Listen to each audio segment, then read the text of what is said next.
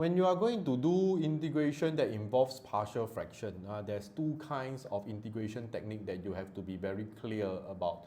One is called the reverse chain rule, okay, that I'm going to put a star over here.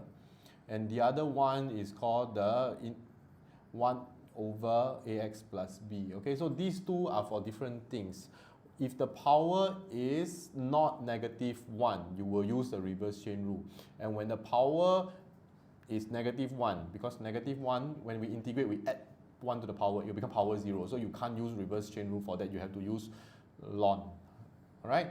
So for this case, okay, they ask you to express this in partial fraction. Now the very good thing is, partial fraction is actually given in your formula sheet. Okay, but it would be good if you can know it yourself that, hey, this guy, x minus 1 square and x plus 2 is equals to a over x minus 1 square plus b over x minus 1 plus c over x plus 2. Okay, just making a common denominator, and a will need to have an x plus 2, b will need to have one more of x minus 1 as well as a x plus 2, and c will need to have a x minus 1 square. Okay, so in order to find my ABCs, I just need to let x equals to -2. So when I let x equals to -2, this will become 0 and this will become 0. I need to put the -2 on the left side as well. So this will become like 36 equals to c of -3 square. C is equals to 4. The other one I let x equals to is 1. So that this guy and this guy will become 0. 9 is equals to a bracket 3, a is equals to 3. And then the last one, I can just let x equals to anything. Maybe let x equals to 0. I will get 0 is equals to 3 times 2 plus b -1 times 2 plus 4 times -1 square. And I'm going to get b equals to -6 minus 4 divided by -2, and that would be equals to 5. Okay, yeah, 435. So now I can do my question proper, and I can say that the integral of 3 to 9x squared over x minus 1, let's just write it properly, x minus 1 square, x plus 2 square, sorry, there's no square, is equals to, put in my ABCs, 3 over x minus 1 square with the integral sign 3, 2, okay, plus b, that will be 5 over x minus 1 plus 4 over x plus 2, okay, dx. This question tests on whether you know which integration technique to use. So the first one, because it's power 2, right, I need to use it like a reverse, I need to use reverse chain rule. Take out a 3, integrate 3 to x minus 1 to the power of -2 dx. Okay, I haven't integrated, so that's why the integration sign is there.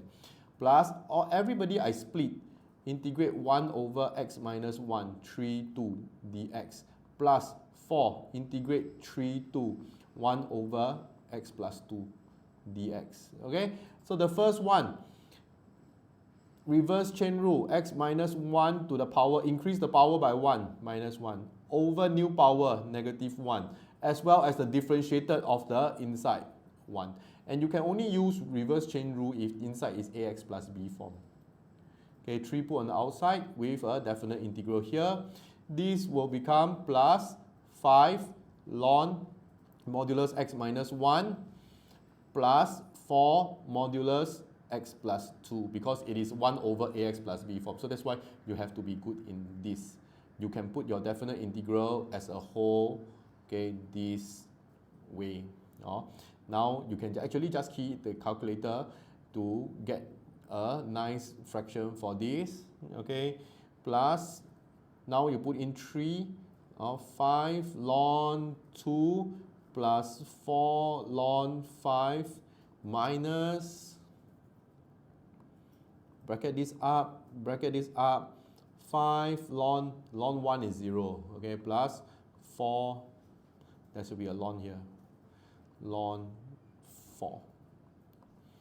Okay, now remember, I told you that this is 3 over 2, okay, plus, this is 5 ln 2 this is plus 4 ln 5 minus, this is 0, 4 ln 4, okay, ln 4 is ln 2 squares. I'm just going to write this, ln 2 power 2 here. Okay, the 2 come down becomes 8. So that's where I have my final answer. 3 over 2, 5 ln 2 minus 8 ln 2, that would be negative 3 ln 2 plus 4 ln 5. Okay, and this is how you put it in exact form. And this question tests on whether you know how to find partial fraction and using the correct integration techniques, okay, for a question like this.